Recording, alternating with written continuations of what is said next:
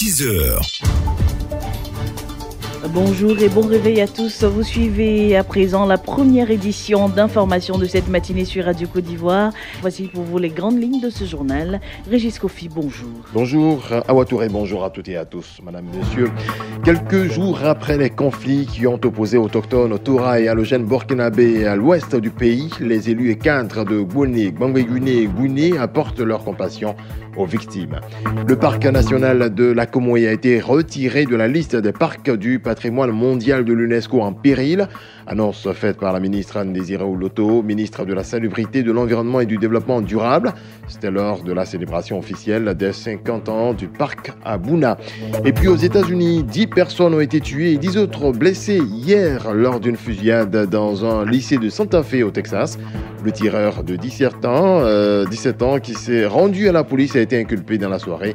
Il risque la peine de mort.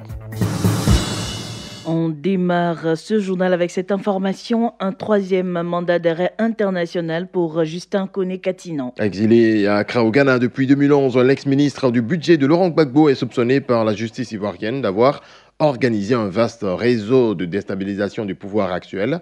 Aussi, Abidjan demande aux pays voisins, Ghana, Togo et Bénin, d'arrêter et d'extrader l'ex-ministre et fervent supporter de Laurent Gbagbo. Une semaine après les heurts entre autochtones Toura et allogènes burkinabés dans le village de Gandié, sous-préfecture de Gboné, département de Biankuma, les élus et cadres de Gboné, Gbangbeguné et Gouné apportent leur compassion aux victimes Toura qui ont vu leur village détruit aux 3/4. Ce sont des vivres et non-vivres qui ont été offerts aux sinistrés. Réaction de quelques bénéficiaires. C'est Touré Ambroise Christopher du village Gandié. Nous sommes tristes. C'est désolant. Nous, on a vécu ici.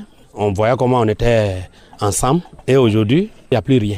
Nous venons de recevoir nos autorités. C'est bien. Nous sommes heureux. Nous disons simplement qu'ils fassent vite pour que nous revenions au village. Parce qu'il n'y a pas un seul coin où on peut se loger, se nourrir, boire de l'eau. Pour Colette, je suis commerçant.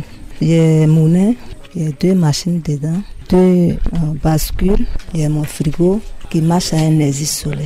Il est tout perdu. Ça m'a dépassé. Vraiment, j'ai pris que vous n'avez qu'à nous aider pour qu'on s'en sorte. Un atelier portant sur les nouveaux défis de la cohésion sociale se tient à Boaké. Oui, 25 leaders d'opinion y prennent part. C'est une initiative de Verbatim qui est un institut belge de formation et d'appui pour la prévention, la gestion des conflits à caractère identitaire. Honoré Quadio, chargé de programme de cette structure. Cet atelier est motivé par des constats que nous avons faits au niveau de nos communautés. Donc nous attendons par moment des discours qui sont de nature à mettre en péril la cohésion sociale au niveau de nos communautés. Et aussi nous avons été secoués par différentes crises et par moment les personnes ou la communauté se regardent en chaîne de faïence et des propos sortent, des propos qui sont des germes des conflits à caractère identitaire. Le conflit à caractère identitaire, c'est le conflit où on met en avant un aspect de l'identité de celui avec qui on est en conflit. Donc l'aspect d'identité d'une personne, ça peut être son ethnie, ça peut être sa religion, ça peut être sa région d'origine. Donc un aspect d'identité qu'on n'a pas choisi. Donc on va nous juger sur la base de ce qu'on est plutôt que sur la base de ce qu'on a fait. En principe, on doit être jugé sur nos actes. Mais on me regarde parce que je suis de telle ethnie, alors on me dit vous êtes tous pareils. Ce sont 25 leaders d'opinion issus de la ville de Boaké qui ont pris part à cet atelier. Quelques-uns se prononcent au micro de notre reporter. Je pense qu'après cet atelier, il va falloir passer à la sensibilisation. Nous allons beaucoup sensibiliser sur le terrain. On souhaite qu'il y ait la paix à Boaké, pas Boaké seulement, dans le pays complet. Et surtout, ne pas suivre les politiciens. Docteur Mousso Ambroise, président du conseil d'administration de l'ONG Action Sociale pour la paix. En réalité, c'est une très belle initiative. Cette initiative même, on va à multiplier. Parce que parler de paix, il faut toujours en parler pour que les esprits commencent à changer. Parce qu'en réalité, la paix est l'essence de notre vie. La paix est le fondement de tout développement. Donc, en formant les individus, en sensibilisant les uns les autres à l'effet de la paix, je pense que c'est vraiment préparer les conditions idoines pour un développement harmonieux. Et Boaké en a besoin. Autre volet de l'actualité, la mutuelle des ressortissants du Folon à Daloa a rendu hommage au président de la République pour ses actions de développement. La cérémonie d'hommage s'est déroulée à la place de la grande mosquée de Daloa.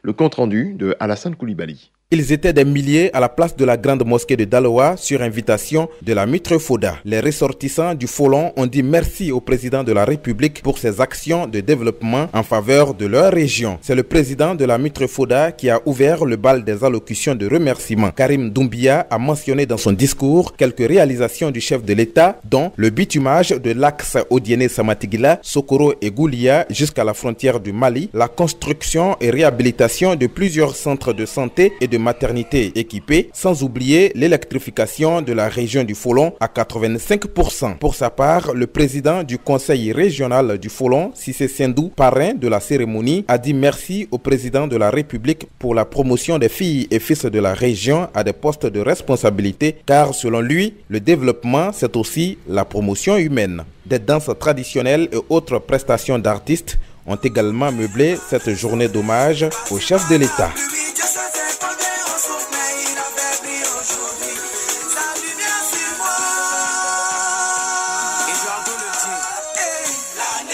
Alassane Koulibaly, Daloa, Radio Côte d'Ivoire. Bientôt, une unité du CCDO à Bengourou. L'annonce a été faite par le directeur général de la police nationale. C'était à l'occasion de la remise d'un bâtiment et d'un véhicule aux 5 membres de la police scientifique, dont de la coopération allemande. Kouyaté Youssouf, directeur général de la police nationale. Renforcer les capacités opérationnelles de la police en matière d'enquête. Il faut faire parler une scène de crime. Quelles sont les mesures à prendre? Quel est le matériel à prendre pour que celui qui est venu, qui a commis un meurtre, un crime ou un délit, on soit capable, à travers nos matériels, de le retenir. Il y a le CCDO qui viendra en appui aux forces sur place, à la police et à la gendarmerie et à l'armée. Le CCDO viendra d'ici la fin du mois. La criminalité ou l'insécurité n'est pas une ligne linéaire. On a pris des dispositions à l'ouest et les gens ils se déplacent. À Abidjan ils sont traqués, à l'ouest ils sont traqués, au nord ils sont traqués, ils vont se débattre, ils vont se retrouver dans une zone. On ne peut pas, c'est ce qui se passe actuellement.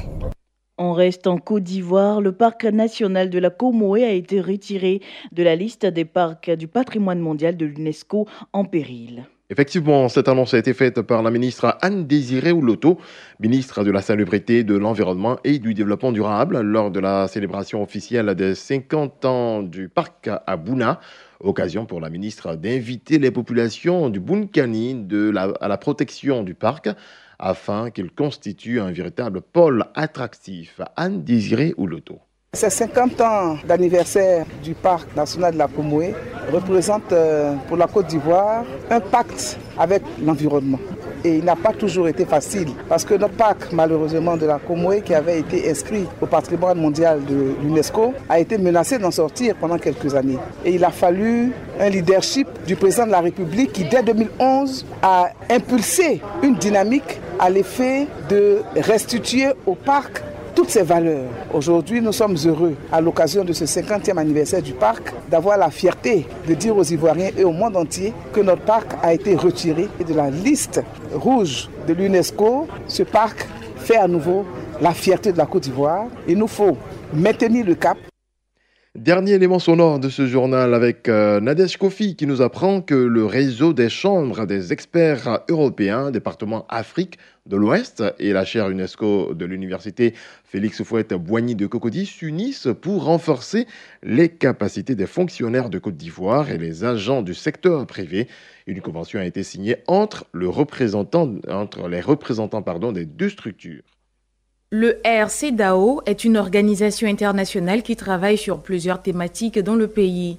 La convention avec la chaire UNESCO vient pour améliorer les compétences des enseignants et accompagner ainsi le gouvernement ivoirien dans sa politique éducative de rendre l'école accessible à tous. Le choix de la chaire UNESCO avec Sangaré Sidiki Boubacar, représentant résident de RCDAO. Il fait un moment, on allait au Canada aller chercher des enseignants canadiens pour venir renforcer la capacité de nos enseignants en Côte d'Ivoire ici. Nous en avons déjà fait 2 éditions. Nous nous sommes dit, nous avons la chaire UNESCO qui est à nos côtés. Pourquoi aller chercher des enseignants canadiens à 6000 km de la Côte d'Ivoire alors que nous n'aurions, en économisant de l'argent et prend cet argent investi dans le domaine social et qui va donner le même fruit, le même rendement que le Quai d'Espoir Canada. Un partenariat qui réjouit le directeur de la chaire UNESCO, professeur Lizou Dago-Gérard. Aujourd'hui, dans le système LMD, les stages sont obligatoires pour le diplôme. Et donc, ils sont nombreux les étudiants.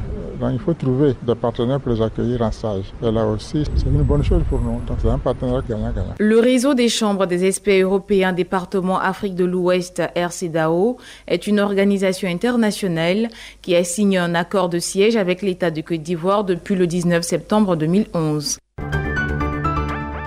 Dans le reste de l'actualité, la polémique continue au Kenya à propos du barrage de Soleil à environ 200 km au nord de Nairobi. L'infrastructure privée qui alimente l'exploitation agricole Patel s'est écroulée le 10 mai dernier, on se rappelle, déversant son eau sur les villages en contrebas.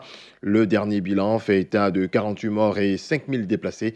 L'inquiétude sur le terrain est encore loin d'avoir disparu. Aux États-Unis, un lycée âgé de 17 ans a tué hier 10 personnes dans son lycée de Santa Fe au Texas avec des armes prises à son père. 10 autres personnes ont été blessées, a précisé le gouvernement du Texas lors d'une conférence de presse. Le tireur, un élève du lycée qui s'est rendu lui-même, est apparu vendredi soir, menotté, tête baissée, répondant simplement « oui monsieur, non monsieur » aux questions d'un juge portant sur des points de procédure. Il a notamment été inculpé pour meurtre, un crime passible de la peine de mort au Texas. À Cuba, un Boeing 737 s'écrase peu après son décollage de la Havane. L'avion qui s'est écrasé hier comptait à son bord 104 passagers et 6 membres d'équipage mexicains, a annoncé la société propriétaire de l'appareil loué à la compagnie Cubana de Aviación. 3 femmes ont survécu et sont hospitalisées dans un état critique, a rapporté la télévision d'État. Voilà, c'est la fin de ce point complet sur l'actualité. Coup d'œil à présent sur l'essentiel. Quelques jours après les conflits qui ont opposé autochtones, Toura et halogènes burkinabés à l'ouest du pays, les élus et cadres de Boné, Gbangbé-Guinée et Guinée apportent leur compassion aux victimes. Le parc national de la Comoé a été retiré de la liste des parcs du patrimoine mondial de l'UNESCO en péril. Annonce faite par la ministre Anne-Désirée Oloto, ministre de la Salubrité, de l'Environnement et du Développement durable. C'était à l'occasion de la célébration officielle des 50 ans du parc à Bouna. Et puis on le disait à l'instant, aux États-Unis, 10 personnes ont été tuées, 10 autres blessées hier lors d'une fusillade dans un lycée de Santa Fe au Texas. Le tireur de 17 ans qui s'est rendu à la police a été inculpé dans la soirée. Il risque la peine de mort.